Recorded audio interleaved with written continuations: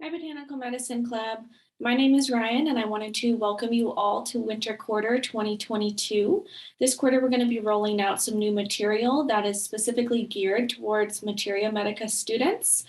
And we're just going to be highlighting some of the herbs that you're covering in class this quarter, choosing some of our favorites and going into more detail so that you can gain more exposure to these herbs.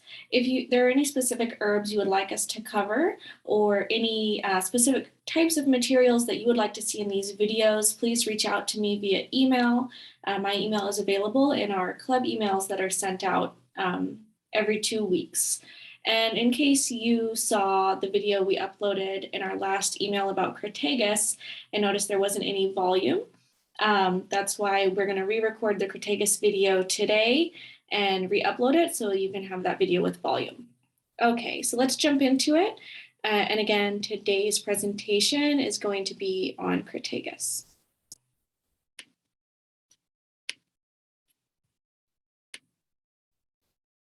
Okay. All right, so let's talk a little bit more about Crataegus SPP. I just wanted to first show you guys a photo of the plant. This is what Crataegus looks like. So you can see it has beautiful bright green leaves with red berries. So some general facts about Crataegus. First off, the Latin name is Crataegus spp, and the common name is Hawthorn. The family for this plant is Rosaceae, and just some facts about this family, should you ever wish to identify herbs in this family if you're out and about. Plants in this family have 5 sepals and 5 petals, as well as numerous stamens that are oval and has serrated leaves. Also, the petals are separate and the stamens are distinctive. There are other families out there that can have a similar pattern, but the stamens are not distinctive and the petals aren't necessarily separate. So those are some key pieces to look out for if you want to identify plants in this family. And lastly here, the parts of Crataegus that we use medicinally are the berries. So some of the constituents and pharmacognosy for this plant are that it contains anthocyanidins and flavonoids. These have similar properties, so that's why I have them grouped together here. And they're antioxidant. Also, anthocyanidins and flavonoids are not found in marine plants or fungi, but they are found in all land plants. So really all land plants have antioxidant properties. So this is something to pay attention to. It's not really something that's unique to any one particular plant. These constituents also help support connective tissue, and they're especially supportive to the capillaries, which is why we're covering this herb in your cardiovascular section of class. They're also inflammation modulating and mast cell stabilizing. One of the anthocyanidins that I'd like to highlight is rutin, flavonoid, not anthocyanidin. And this is a flavonoid that acts specifically on capillaries, and it reduces wear and tear as well as congestion associated with the heart. Also to note, these constituents are tonic, and a tonic is something that works slowly and can be used as an everyday medicine versus maybe a stronger medicine that works right away. Crataegus is also high in vitamin C, which is important to know. And in general, the constituents in Crataegus that I just talked about are cooling and antioxidant.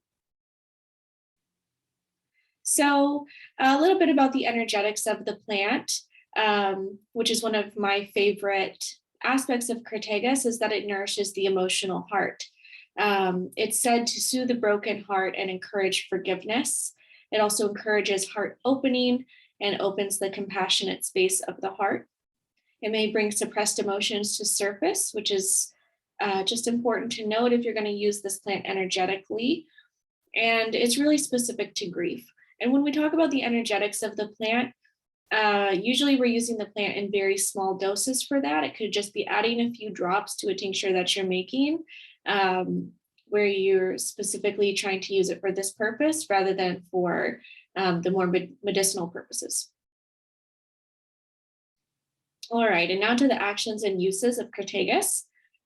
First of all, it's a cardiovascular tonic. And as we've already sort of talked about, tonics are gentle, they're slow acting, they're long lasting, and they're safe. This is everyday medicine. It can normalize the cardiovascular system, and the botanical term we use for this is troporestorative, meaning it's going to bring the system back into balance, whether it's hyperactive or hypoactive. So along those lines, it's going to help normalize hypertension or hypotension, as well as arrhythmias, and just bring them back into balance. It's also going to strengthen the capillaries and cell walls, and it does this by improving cellular structural integrity. It increases blood flow to the myocardium. It's a nutritive to the heart, giving it nutrition that it needs to work properly. It also normalizes cholesterol. It improves the nutrition, activity, energy reserves, and energy release of the myocardium. And it reduces heat. And by reducing heat, we can lessen restlessness, irritability, anxiety, and nervousness. And at this point, I just wanted to read you guys a brief passage from one of my favorite books, The Earthwise Herbal. This is one I highly recommend getting if you're passionate about herbs. And this bit I'm going to read you is just a clinical pearl about Crataegus. So it says, how does a person like myself observe the capillaries? If the meaty parts of the palm, especially near the wrist, are red, this indicates capillary congestion of red blood cells. If these fatty tissues are depressed with the finger, and this is followed by blanching, then the indication is that there is heat and irritation in the capillaries with friction between the walls of the vessels and the red blood cells, so that the latter cannot flow through as quickly. This is a keynote indication for Crataegus. So I thought that was a nice bit to share if you're ever in clinic and you're trying to formulate for a patient. And if you see that feature, you could think to add Crataegus to their formulation. All right, and now for contraindications, which you always want to pay attention to for herbs. Crataegus is generally safe, but there are some possible drug interactions with nitroglycerin, isosorbide, digoxin, beta blockers, and calcium channel blockers. So just be aware of this if you're ever with a patient who is taking any of these drugs. And lastly, just some resources that I used for this PowerPoint. These are also resources that we highly recommend if you're looking for more botanical sources. Okay, so that's it for our presentation on Crataegus. I hope you all enjoyed this video and maybe learned something new about the plant. As always, if you need anything or would like to see anything additional in these videos, please reach out to us. We'll see you next time.